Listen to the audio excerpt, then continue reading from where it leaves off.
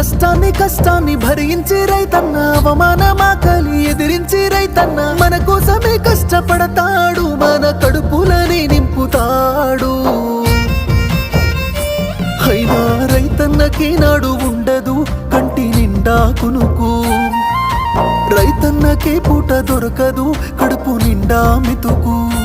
అయ్యో రైతన్నకే నాడు ఉండదు కంటి నిండా కునుకు, రైతన్నకే పూట దొరకదు కడుపు నిండా మితుకు.